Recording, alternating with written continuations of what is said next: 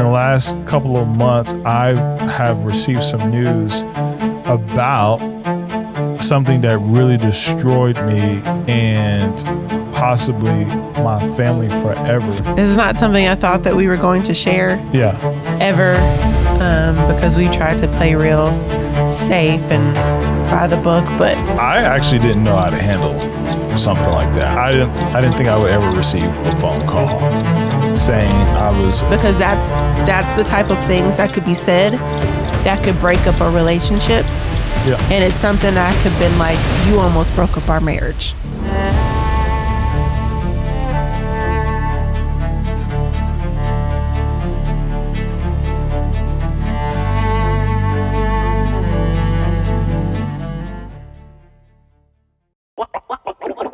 Welcome back to Married to Marriage. I'm Antoine. And I'm Kayla. And today we're going to open up a book that was newly written.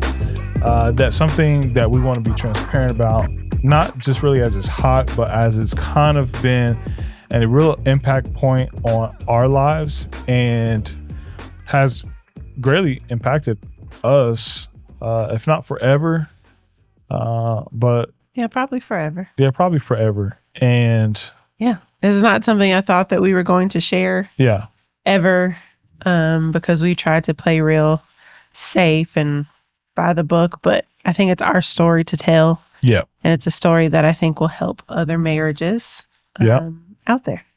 And this is all about marriage, not about the actual problem or circumstance. By any means, yeah. Because when the Bible says that God truly works things for the good for those who love him, that's really what we want to highlight. But it came, I think, at a price to me.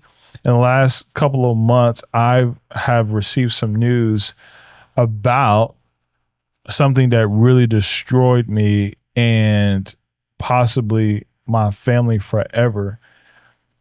And it really changed and was brought up about your character in a way that I think made others question it. Yeah. When it shouldn't have. So I don't know how far we want to go deep into this story. I'll let you drive this, and then I'll just put us in neutral when we need to be. Okay. All right. In January, we were attending a church. We will not be saying names or anything like that for the integrity of the church and ourselves. But we were attending a church here in Nashville, and you received a call in January that someone said that you had made them uncomfortable by a comment that you said in passing. Yeah. Thinking back, we couldn't figure out what it was. Couldn't figure it out.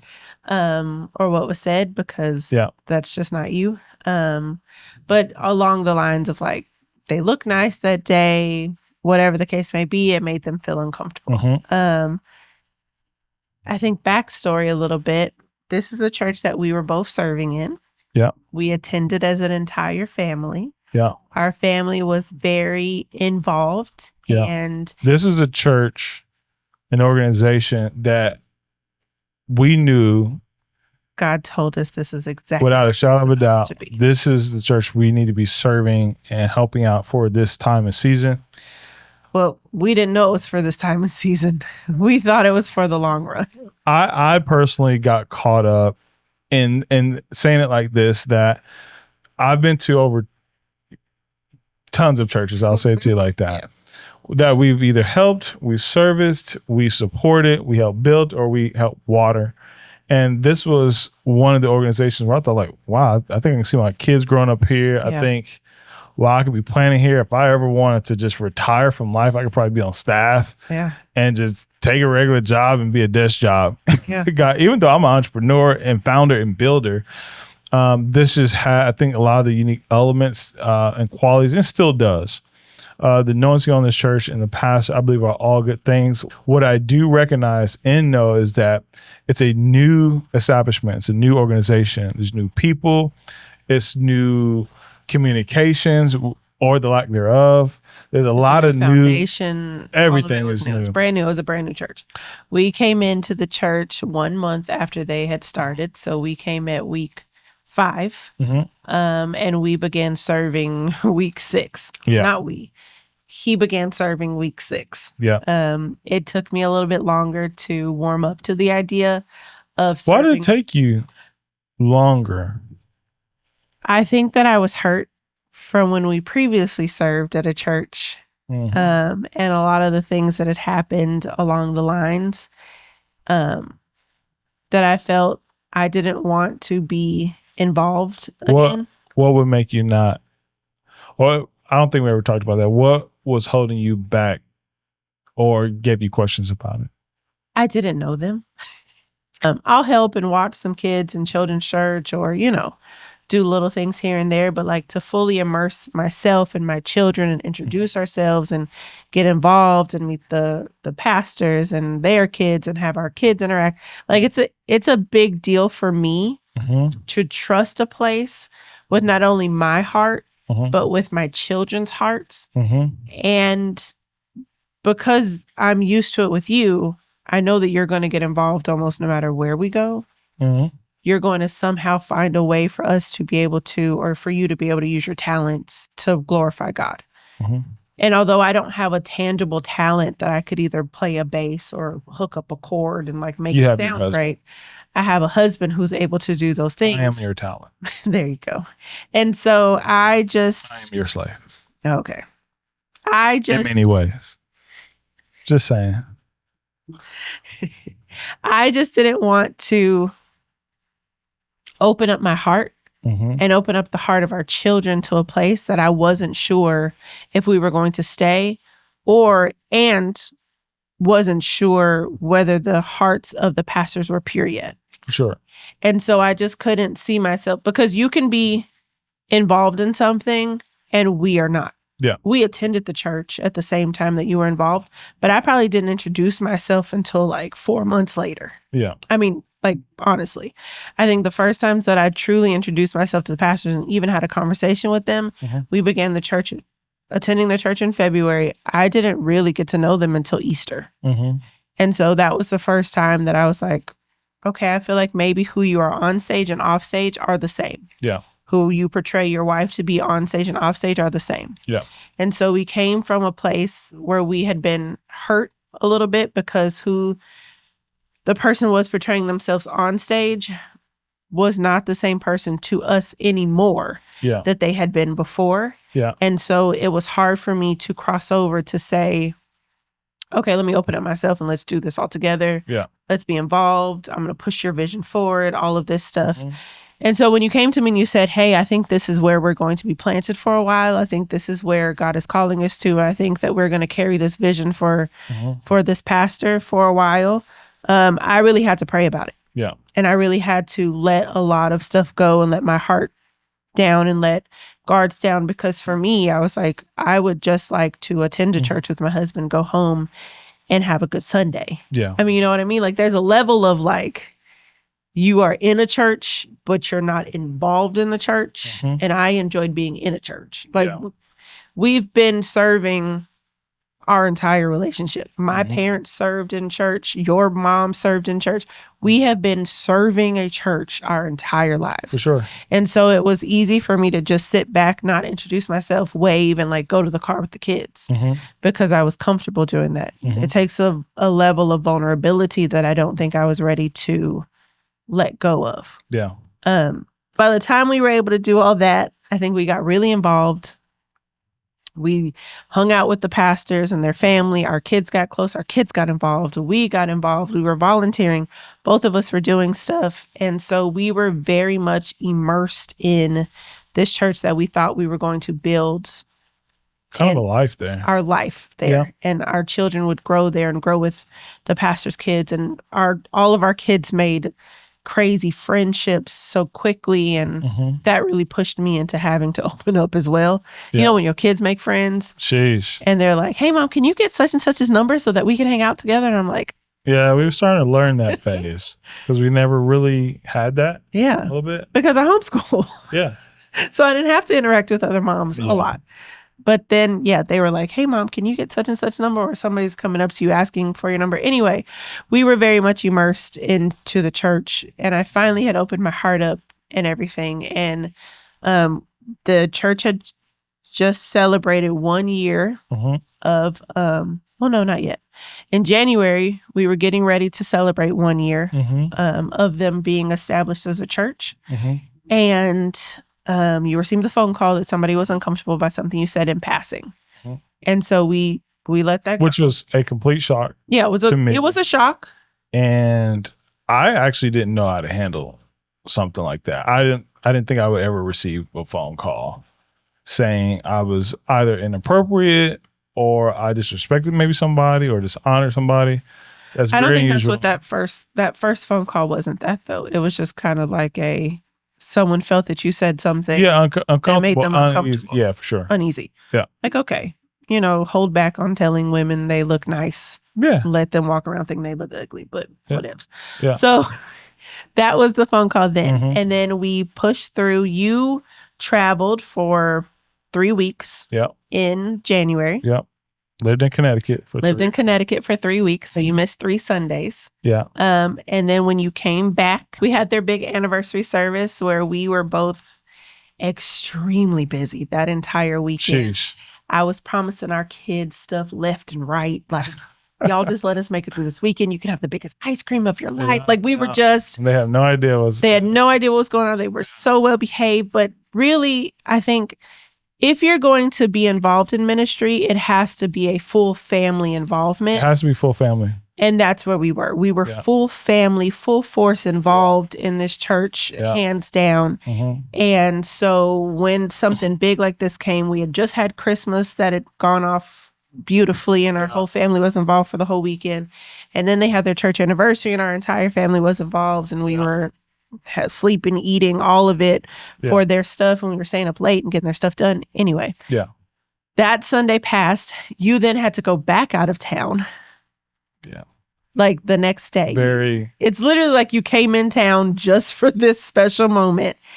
Our family was going through so much within stretching within capacity, ourselves that month that I think when you received the phone call, it was kind of a shock to our systems because of how much we were already going through outside of the church as a family that had nothing to do with the church. Yeah. The church was our one safe spot in our life. It was the one situation. Yeah.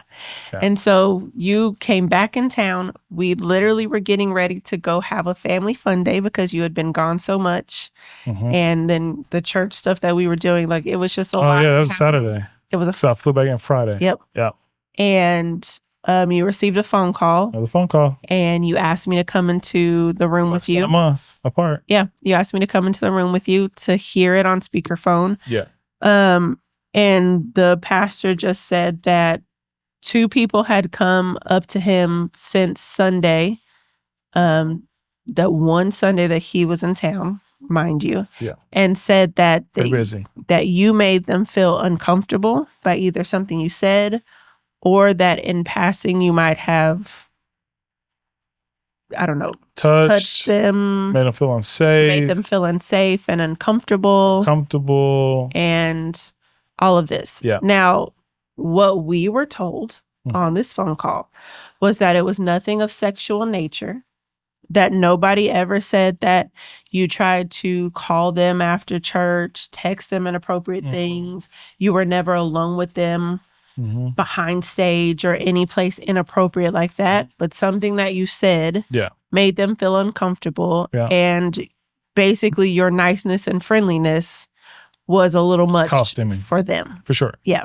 And so that is the narrative that we heard on the phone call. And that is the narrative we went with. And so although it was hurtful and shocking and surprising and blindsiding, we were told on that phone call that he would like us to go with the narrative that you were taking an administrative leave. For sure. By the way, both of us were leading.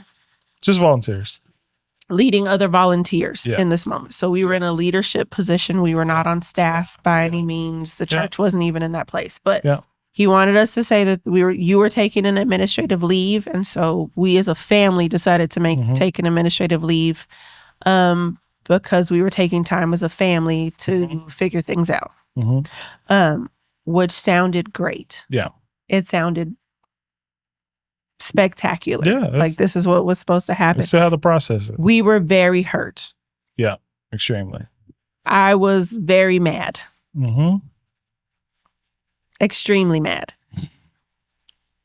Because would you like me to go into why I was mad? Or would you like to go ahead and This is a safe space. We only have our safe space. Okay. I was very mad because how dare someone say behind our backs that they felt uncomfortable with you, but in front of our faces never said anything. Never would have guessed it. In front of our faces never said anything to me about it. Hey, sometimes when your husband says I look nice, I don't know how to take it. Hey, sometimes when your husband gives me a hug, I'm not sure what he means by it. Because the thing that I think we were a very open couple. Our relationship that you guys see on here that we display at home is the same relationship that we display in front of everybody else. Yeah. And so there was never a time that we were not touchy-feely, lovey-dovey, all of the things, very happily married in front of everybody else. So for someone to say that they felt uncomfortable around you, or like you would say something that made them uncomfortable, but not have the, what's an appropriate word? Gall to come to my I need to go look that up and say something about it blows my mind. And I am saying this with a smile because I have gone through this and healed. Come on, somebody. However, I did not feel this same way in February or March. Yeah. I will say that. Yeah. Of this year. Of this year. So quick. Yeah. Already gone. And so I do think that there was a time in this moment, I don't think that they thought we were going to leave the church. Yeah. I think that they thought the things were just going to be said. Yeah. We were going to step back from our leadership positions and that we were still going to attend the church. However, we both made a decision for different reasons that we would not be able to attend the church and bring our children to this place after this conversation. I will say why I decided we shouldn't, and then you can say why you felt we shouldn't. Okay. Because although we're on the same page, it was for different reasons. Yeah. I didn't feel that we were no longer safe at a church where someone could talk behind our backs and yet act completely fake in front of our faces. I also did not feel that I could wholeheartedly allow my children to be around people who didn't have the true nature of who we were in mind. Yeah. Which means you can say anything in front of my children then if you felt like you could talk behind our backs. I also didn't think that we could attend the church anymore because as soon as I found out who it was, I was probably going to not be very nice and say some really mean things to make impossible. Make them question their lives. And I know that people probably think, that's crazy. You seem so nice. You're always nice. My husband is actually the really nice one in our marriage in front of people. Okay? I, however, will cut you in ways you didn't see coming. You never held with my tongue. Okay. And possibly with objects. When it comes to my husband, I don't play about him. I don't play about my marriage. I don't play about my children because what we have has been ordained by God. For sure. And how dare someone try to break it up? For sure. Because that's the type of things that could be said that could break up a relationship. Yeah. And it's something I could have been like, you almost broke up our marriage. That's what I felt like for a little bit. That's the first time I ever felt like, oh, this is what people feel like when they like commit adultery. This is what people feel like when they stepped out, or, oh shit, you seen all of my accounts, or you seen that extra secretive phone I was hiding in my I think the thing that people don't know. Yeah. I read every one of your text messages. Yeah. I run your social media accounts. Yeah. Everything that we have, we share. Yeah. So for someone to say that they felt a certain way that you didn't display in our marriage or at any other times. Also, I'm not in a marriage where I'm like, you know what, my husband possibly could have been thinking about. There's never been a day in my entire marriage that I thought this man was ever going to cheat on me or leave me or say something that would jeopardize this marriage or them children. Yeah. Because that's the legacy is so important to you that you would never do something to mess it up. Yeah.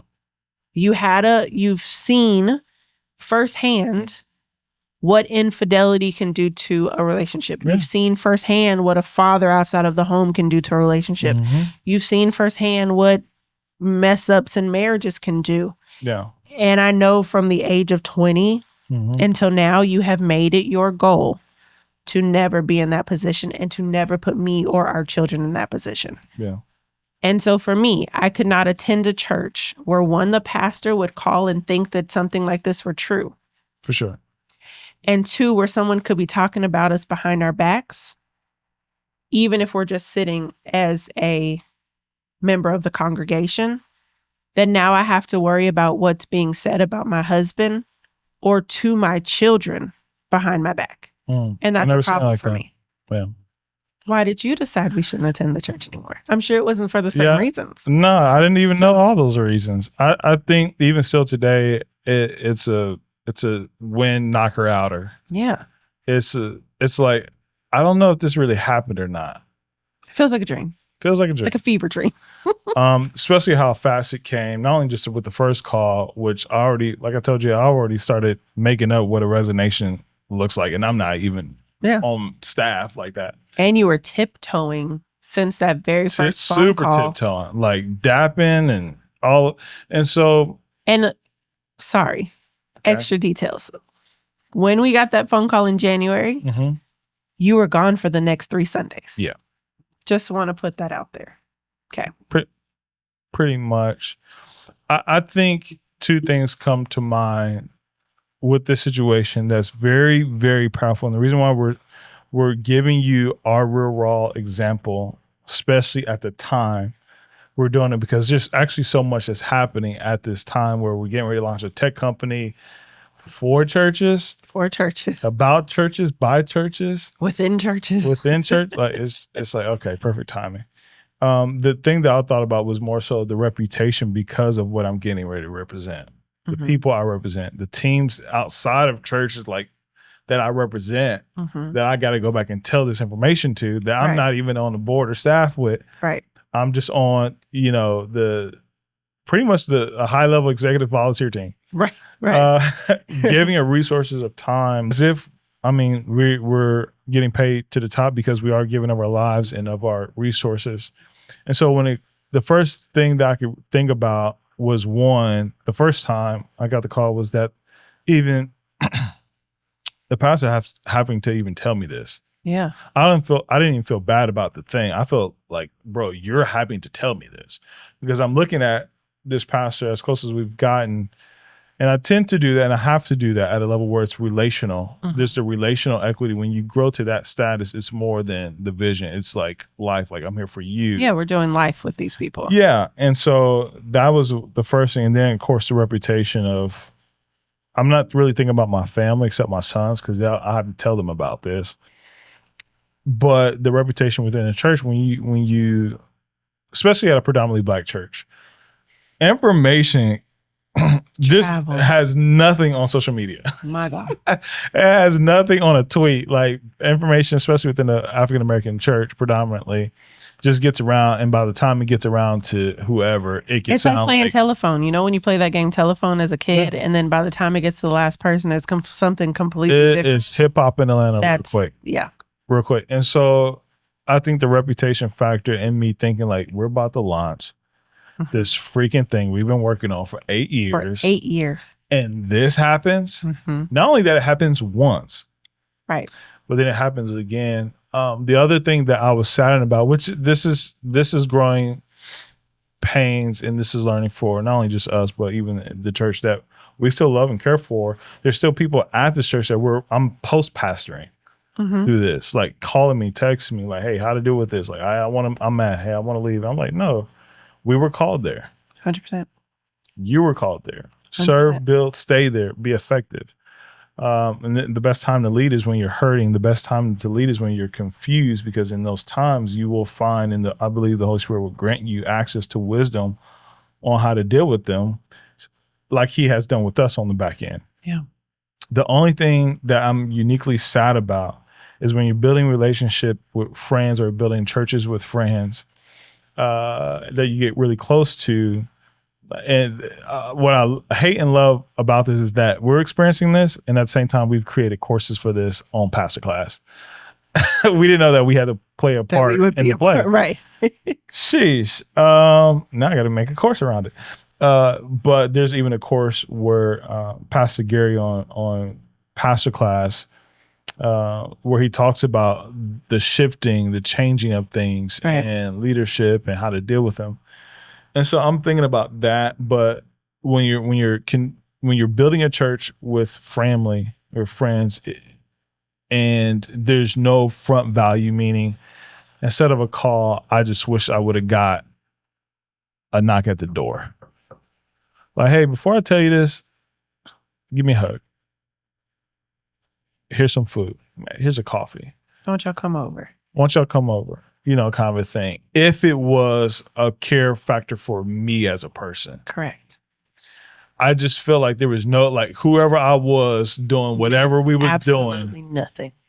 It was as if I showed up to the church last week and just started volunteering on tech. I've never had that happen before. Yeah. That was very unique. I do know what it's like to be a part of an organization where you're close with the people who you're building with. And when there is, and here's the young part, is when there is fast growth, when a church is building an organization, this is to any pastor, don't forget the people. Mm-hmm. Even though these things can happen for real. In our case, it was not that case at all. It was not. And sometimes it is hard to decipher that. For sure. That's why you want to be tangible. You want to be touchable. You need to reach out and see that, because that's what I would have did. But I'm maybe experienced it. Yeah. We're different. We've experienced things a little different. Yeah. And so in these both instances, even what you talked about before, is like no one came and checked up on us. Yeah. No one came and seen us. Nobody helped us move. Yeah. Nobody. It was like words, but then it was like, I knew, even though in the back of my mind, I knew nothing was going to come of it. It was just like, it's too busy. The church is growing too fast. It's too much to do. It's like, nobody's going to stop for me. Nobody's going to stop for us. Our friendship was not worthy enough of the fame that came with what was happening. For sure. And that's where we felt. Yeah. I think in both instances. Yeah. Too much time went by. Yeah. Too much time went by. And just out of that, I've seen the nature of humans and all of us, but something surprised me more than anything while being hurt, while being distraught, while being bewildered, while being all the things that causes confusion, is I've seen a level of grace fight and flight within our marriage that I've never seen before. Yeah. And even how you just talked about it here, I've never seen you that protective over me. It's kind of like old girl in Avatar, or whenever like I'm watching like Lioness protect the tribe, like I've seen that in you.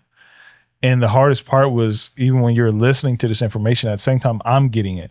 Like I'll pull you in, like, hey, make sure you're hearing the same thing I'm hearing. Right. Are like, we hearing the same thing?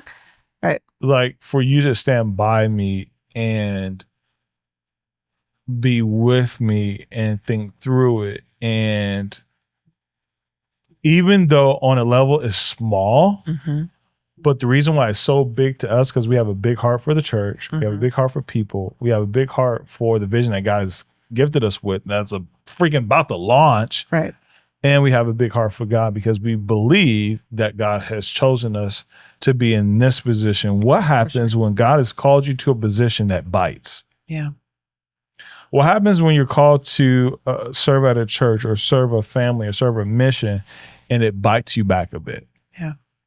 Now I can admit, and I have take notes of any blind spots that I may have had. Maybe we got too close. Maybe I said too much. Maybe I was too nice. Maybe I was too proper. Maybe I was too whatever. Right.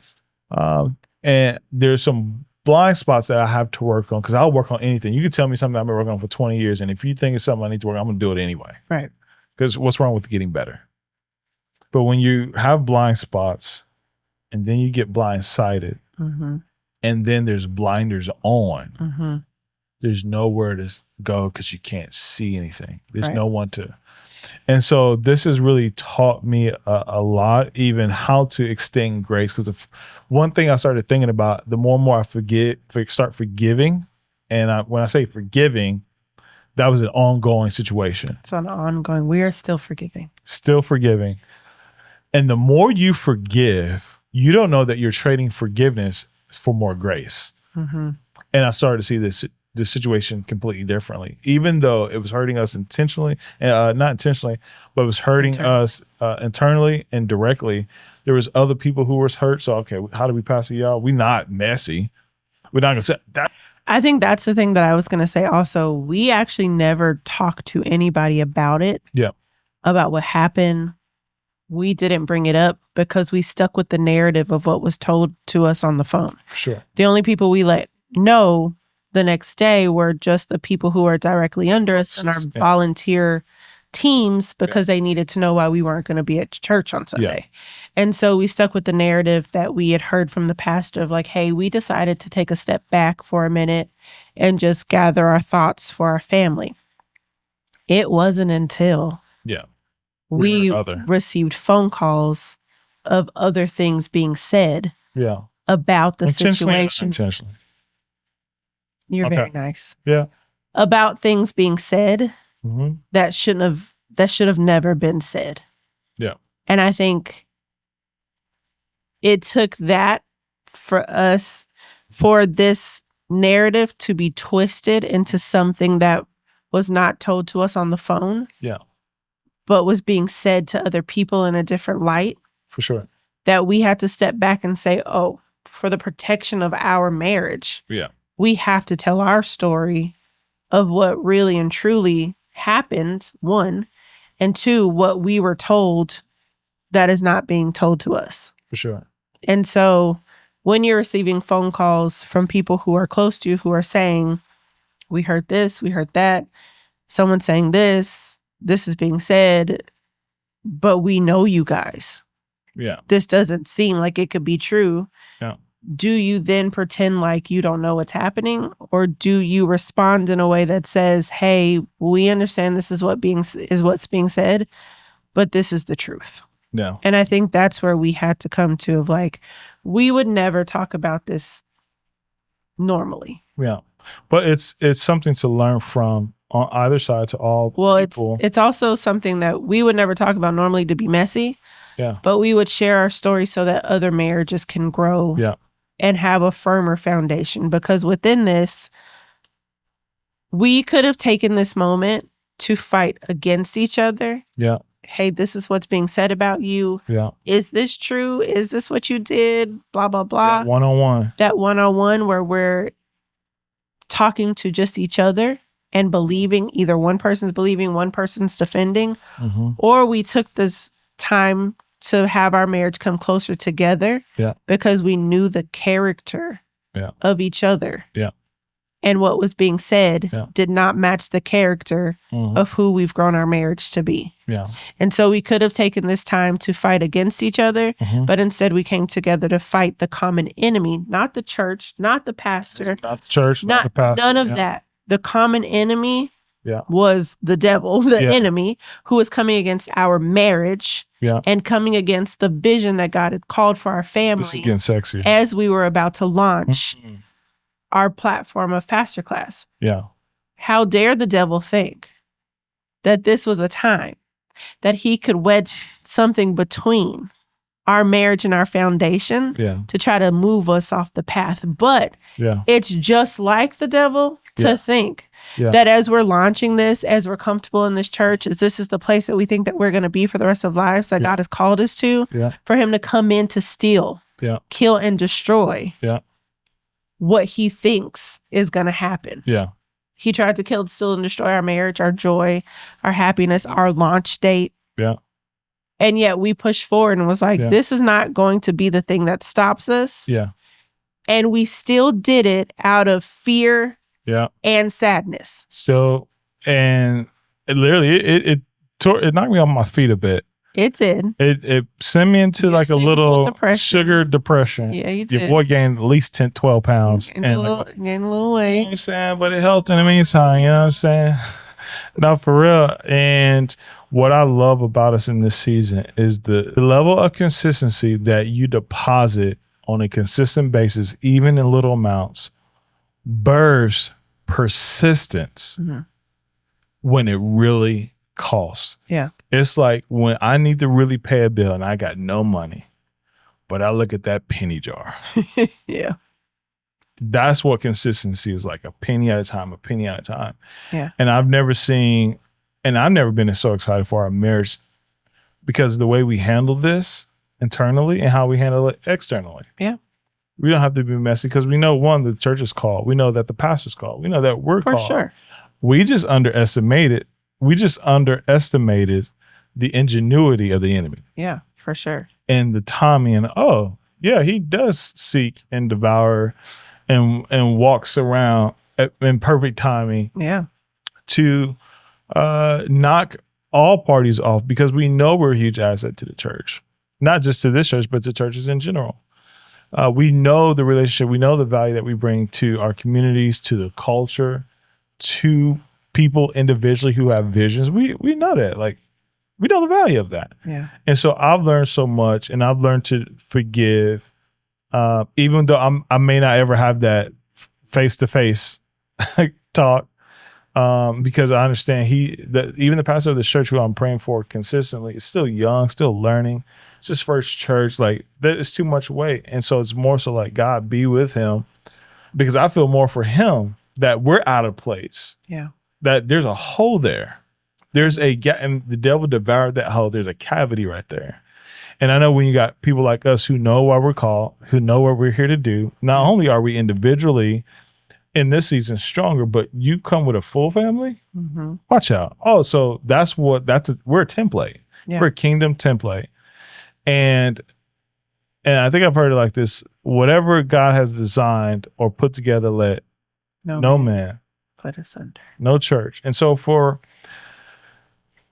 all the marriages that have or that are right now going under the knife of other things coming against your marriage, you need to relook at it. Yeah. It's not you. It's not your spouse. It's not even that thing, but maybe you guys all have a common enemy. And that's why I'm learning through this point. It's like, the devil is clapping and tiptoeing and drafting and slam dunking, because it may look like a loss to the entire body. But I believe, because of where our hearts are, that we're open to not only reconciliation, but also, even through this video, we love you, we honor you, we're here for you. But even to see the vision of what we're called to do come to pass, because it will.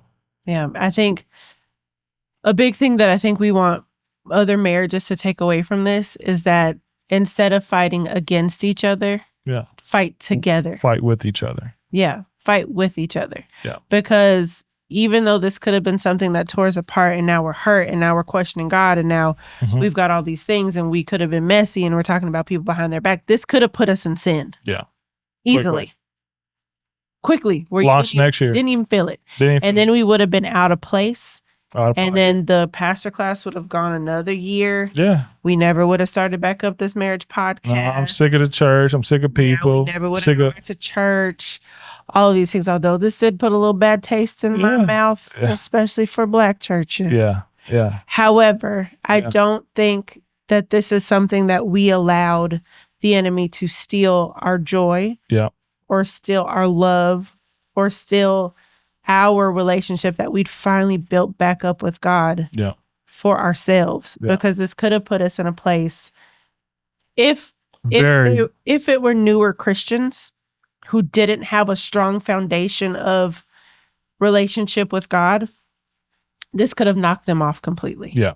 This could have tore up their relationship with God quickly because if you feel like, No, go ahead. If you feel like you're called someplace, especially that God has placed you someplace, and then it's taken away from you, just bombed. It's a quick way for you to lose a relationship with God and be angry.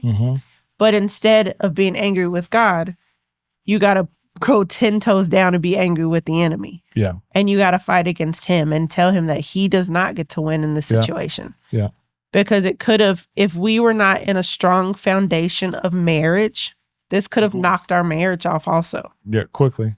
That's where it would have hit first. And for all the couples, especially kingdom couples who are believers in faith that you have served at churches, and I've literally seen churches, even with a cultish kind of a background, all kinds, destroy marriages because the pastor was talking to the husband over here, and then the sister group of that was talking to the wife over there, and we don't think y'all good. We've seen some messy stuff come from a place that should have been healing and building marriages and families and communities. We've seen it. There's enough of that. And some of you guys have gone through it. Some of you guys are going through it right now, where one of y'all don't even want to go to the church, but the other one will. Like, we could have had that. We could. I know what it's like to serve at a church, and my wife is like, "Oh Lord, I don't know." It's like, "Come on, baby," or vice versa. And those are ways that the enemy can creep in. You'll never feel it. You'll never know it. But the enemy is engineering your destiny and your vision in the palm of his hands, out of ignorancy and out of unbelief of what God can do, and being able to see the bigger picture. If we didn't have a bigger anchor to hold on to, we would have sank. I think it's a good thing also when you're in marriage to count up your wins. Yeah. Count up your wins, because every time that we have heard the voice of God and the enemy has tried to creep in, but we knew what God was doing, we count that as a win. Yeah. There had been a couple times we were going to move one time. We both came together and said, you know what, God doesn't want us to do this right now. Yeah. That's a win.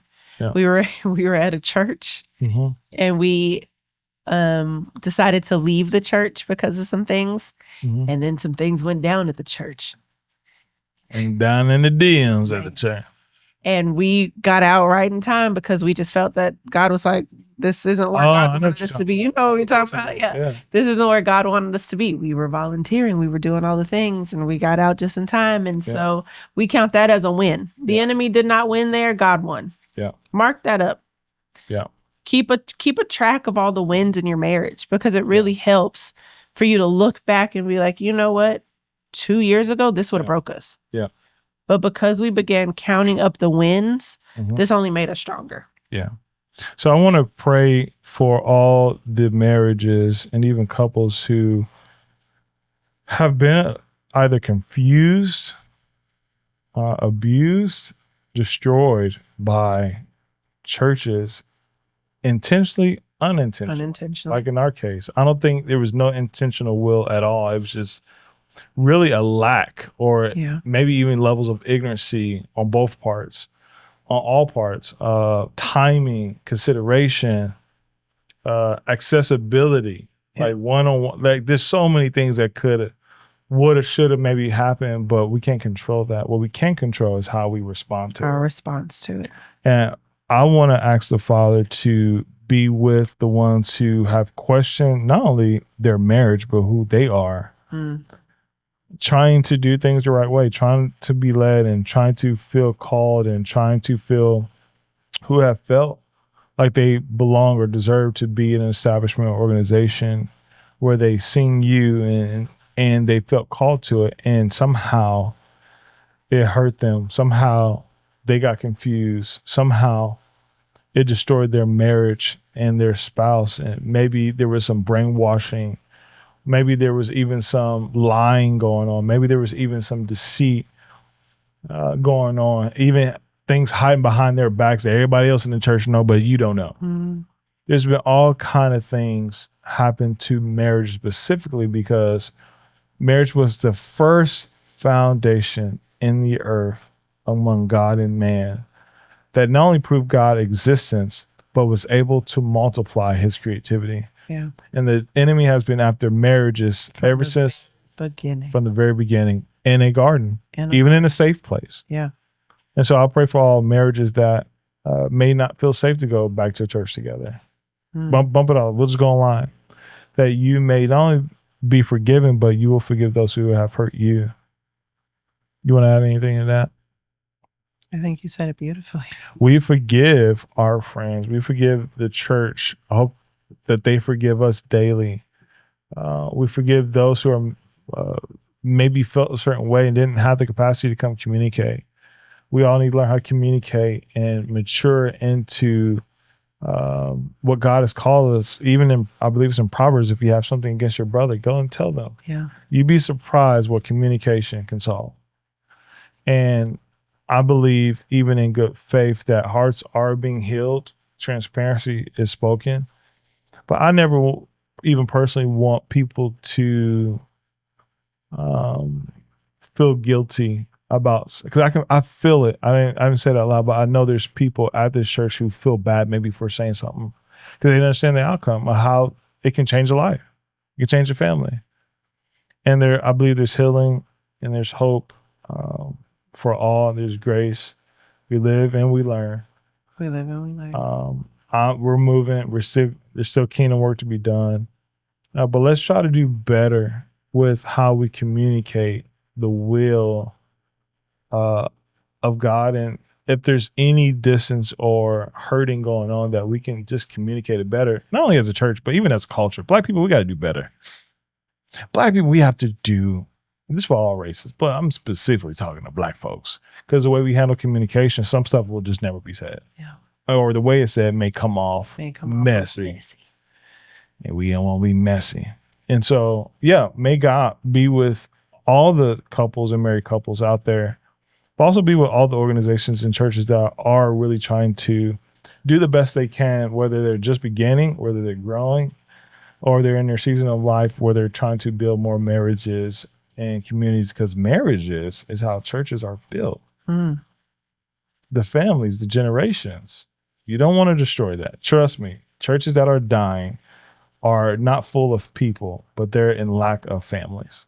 This is a good place to say that if you're a church and you're going through something like our situation, or having to communicate something that is difficult, we will have a platform for you coming this summer called Pastor Class that will have other pastors explain how they have dealt with these same situations. There you go. And how that they were able to communicate effectively to still hold their church together, or how they did it wrong and how you can do it better. Yeah. And so there is something coming for you for marriages.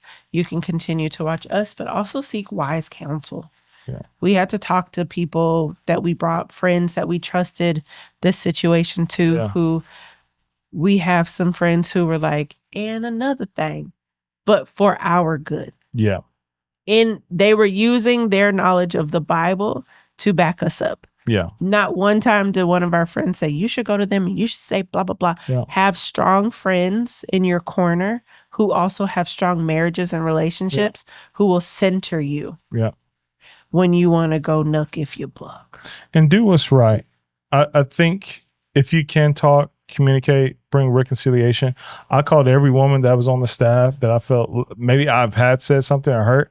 I text them, voice noted them, not only just for my reputation, but to protect the church.